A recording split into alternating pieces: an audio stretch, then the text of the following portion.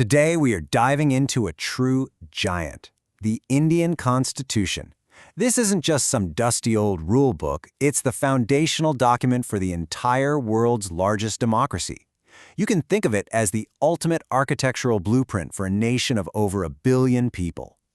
And to help us break all this down, we're drawing from the fantastic study notes of KTA LLB Coach. They've really done the hard work of boiling down the core principles of India's constitutional law, and we're here to walk you through those key insights. So, have you ever really stopped to think about what's actually inside the longest written constitution on the planet? As we're about to see, it is so much more than a list of rules. It's a vision, a promise for what a society can be. So let's unpack that together. Okay, here's our game plan. We'll start with the absolute basics, what a constitution even is. Then we'll get into the heart of it all, India's preamble, its core vision. After that, we'll look at the actual blueprint of the nation, then your fundamental rights, and finally, how you can actually protect those rights. First things first, let's get on the same page about what we're even talking about. What in the world is a constitution?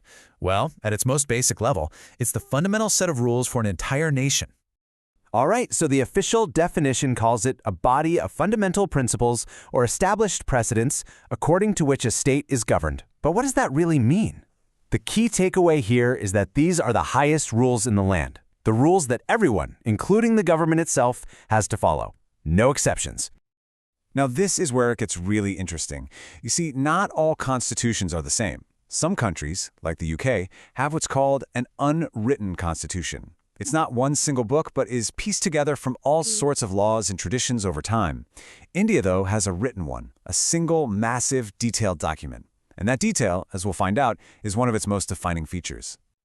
Okay, so now that we have that foundation, we can dive into the really good stuff, India's preamble.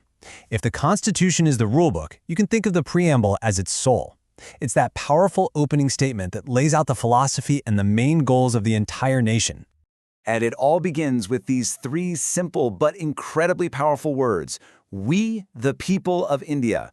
This phrase is brilliant because it tells you right from the get-go where the Constitution gets its authority. It's not from a king, not from an outside power. Nope.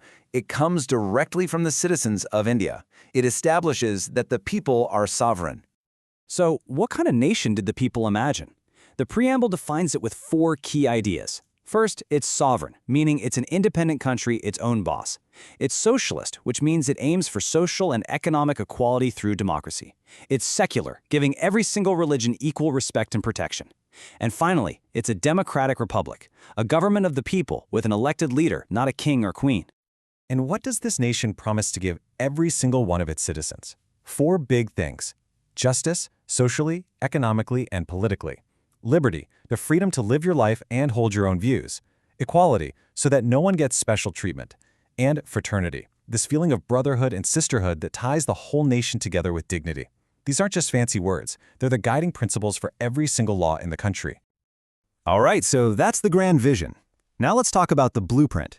How is this massive document actually put together? What are its key design features? Well, the very first thing that just jumps out at you is its size. The Indian Constitution is, hands down, the lengthiest written constitution in the entire world. It's just so comprehensive and detailed, and for good reason. It was designed to govern one of the most diverse countries on Earth. And here's something I find absolutely fascinating. The framers didn't just lock themselves in a room and invent all of this from scratch. No way. They were incredibly smart. They studied constitutions from all over the world and borrowed the best ideas, adapting them for India. For example, they got the idea of fundamental rights from the USA, the whole parliamentary system from the UK, and a lot of the basic administrative structure came from an older law, the Government of India Act of 1935. It was a true masterpiece of selection and adaptation. So when you put all those borrowed and original pieces together, you get this incredibly intricate system. You've got a federal structure that divides power between the central government and the states. You have a parliamentary system that makes sure the government is always accountable. There's a fiercely independent judiciary to act as the ultimate referee. And the engine that powers the whole thing? Universal adult franchise. The right for every single citizen over 18 to vote. That's the machinery of Indian democracy right there. Okay, that's a lot about the machinery of the state. But let's bring it back home. How does all of this connect to you? Well, that brings us to maybe the most important part, your fundamental rights. This is where the Constitution makes its biggest promises directly to you, the citizen. So let's ask that again. What does this enormous document actually guarantee you, personally? This is really the heart of the matter for every single person living in the country. It all boils down to these 6 broad categories of fundamental rights. You've got the right to equality and the right to freedom. There's a right against exploitation, the right to freedom of religion, and specific cultural and educational rights. And then there's the last one, which is maybe the most important of all, the right to constitutional remedies. We'll get to what that means in just a minute.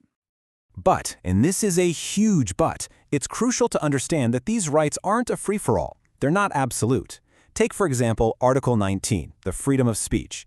Yes, you have the right to express your views freely, but on the other hand, the Constitution also allows for reasonable restrictions. Your freedom of speech can be limited for things like national security, public order, or to prevent you from defaming someone. So, the big takeaway is, your rights end where someone else's begin. It's a balance. And that idea of balance leads us perfectly into our final section, protecting your rights. I mean, it's one thing to have a bunch of rights written down on paper, but how do you actually make sure they're being followed? How are they enforced?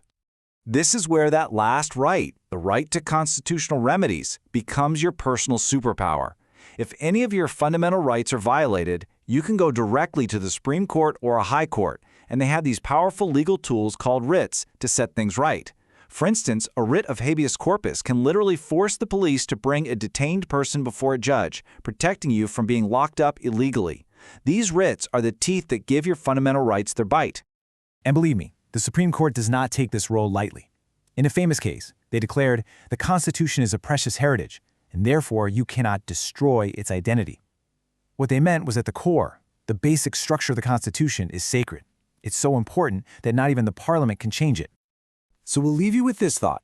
The Constitution isn't some ancient relic sitting in a museum. It's a living, breathing document that's interpreted and argued about every single day. So the real question is for you, how do you see it at work in your own life? Whether it's the right to vote, the freedom to start a business, or just being able to speak your mind, its blueprint is shaping our world in countless ways every single day.